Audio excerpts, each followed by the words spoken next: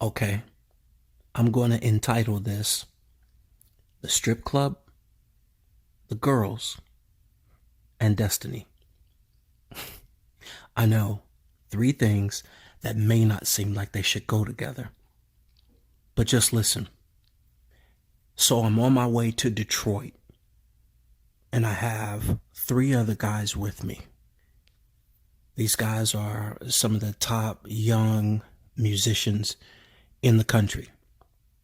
And we're going up there to audition for a tour, singing and playing background for a guy named Mitch from Commission. If you know Commission, you know who I'm talking about. So we go up to Detroit, we get up there, and while we're up there, things aren't turning out the way that we wanted them to. Things aren't going the way that we wanted them to. We ended up missing the deadline or the time and the rehearsal. So things weren't really going good at all. But we did end up finding out that there was a guy that we knew that was in the city that was speaking. He was preaching. His name is Elder David Hollis from Gary, Indiana. Shout out to David Hollis. Thank you. If you hear about this and you hear this, you'll understand why. So we get to the service. Service was good. He did his thing. He's a beast. He sees us. He knows exactly where we're from. He's like, what are y'all doing here? And he ends up calling us up front. He prays for us. And then after he prays for us, the service is over and it's time to go back to Indianapolis from Detroit. Now, mind you, back in the service, when he prayed for us, we didn't know why he was praying for us. He just called us out. He knew who we were. We knew who he was. He knew where we were going, where we was coming from, all that. But that should just go to show you that when someone who is credible and someone who is trusted wants to pray for you, there's always a reason. Go ahead and let them do it when they're trusted and it's credible. Fast forward, let's get back to it. We get back on the road. And as we're heading out, I got to use the bathroom. I'm in the passenger seat. And I'm like, yo, we have to find some place where, we got to use the bathroom. I just need to use the bathroom. We don't know where we are. And we look over and out of nowhere, of course, of all places, you're right, it's a strip club. And I'm like, I've never been in a strip club before. And I'm like, I don't care where it is. I got to use the bathroom right now. And they was like, are you serious? Jairrod, are you for real? You about to go in? I was like, yo, they're like, JB, are you serious? I said, yo, I do not care. I go in there. I get to the door.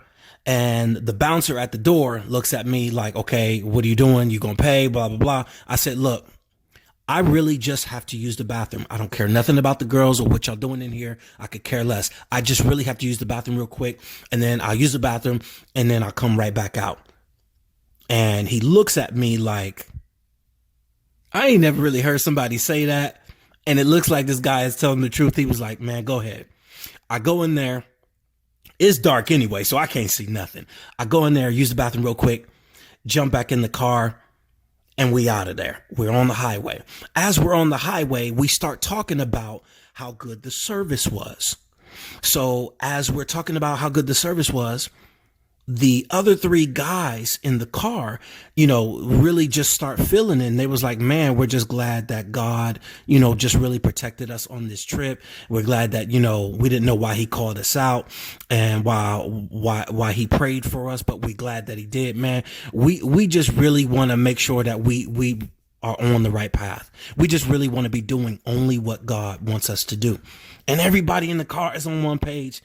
Everybody's like, man, you're right. You're right. So, we having that moment. And then I think at that time, we go ahead and have our own prayer. And so we go ahead, pray real quick. We driving and the end of prayer. Okay. Everybody feeling good. Mind you, I'm in the passenger seat. So everything is all good. Next thing I know, we're the only people on the road. So as we're on the road, out of nowhere comes a car in the slow lane. We're in the fast lane on the left, slow lane on the right. Only where nobody else is on the road. Car pulls up, going our same speed.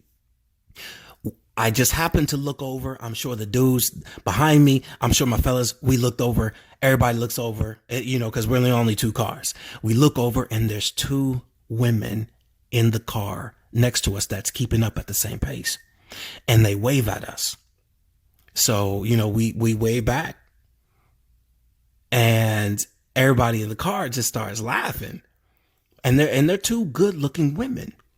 And then it goes from waving at us to then they start gesturing over to us. Then they roll down the window. And then they start calling over to us, So the guys in the back, the fellas in the back, they're like, man, hey, what's up? How y'all doing? We trying to have this conversation while we're on the highway. We're the only two on the highway, nobody else. Next thing, it goes from waving at us to calling to us to kind of flirting with us. And next thing you know, one of the girls acts like she is performing sexual favors for the girl who is driving. At that point, the driver and my fellas in the back is over, because they're like, hey, oh man, pull over. And I'm like, yo, did we not just get done praying?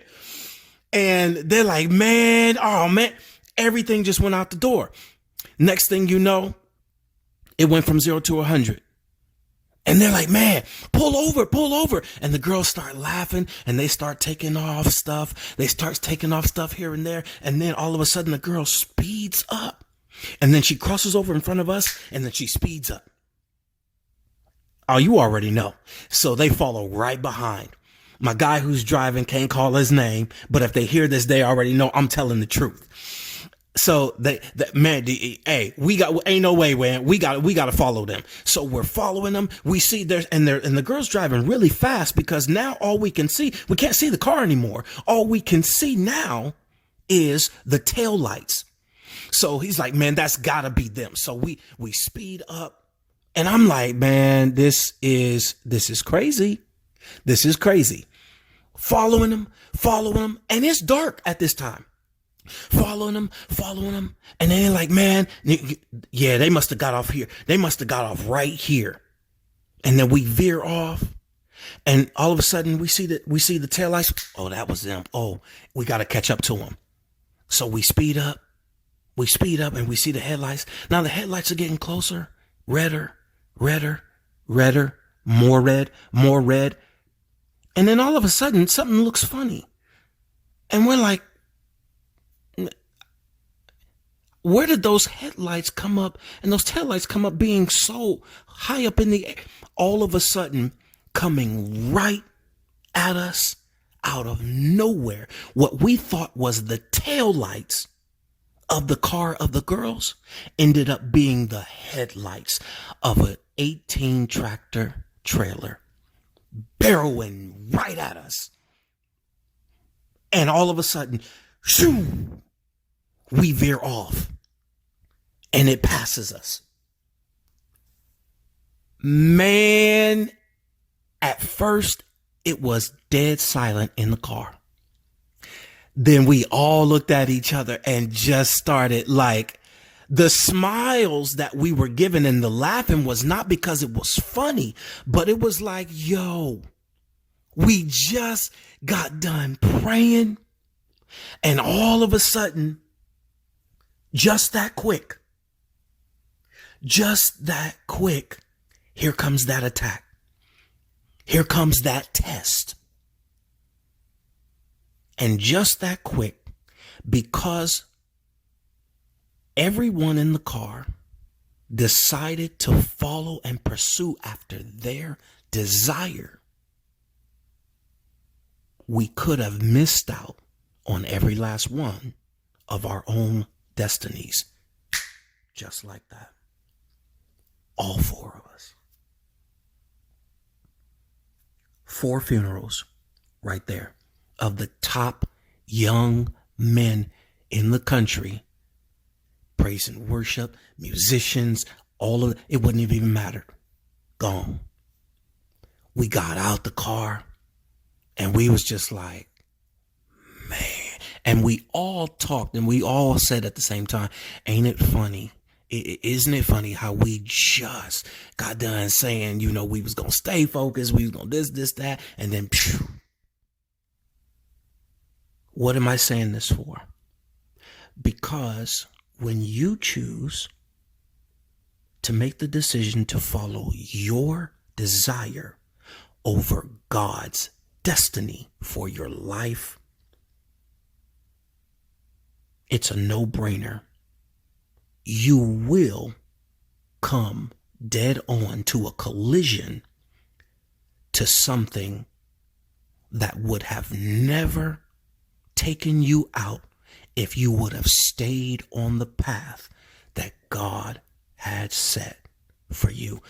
Notice every time you make a declaration, man, it's about time. I'm going to stay on the right path. I'm going to do this. I'm going to do that for God.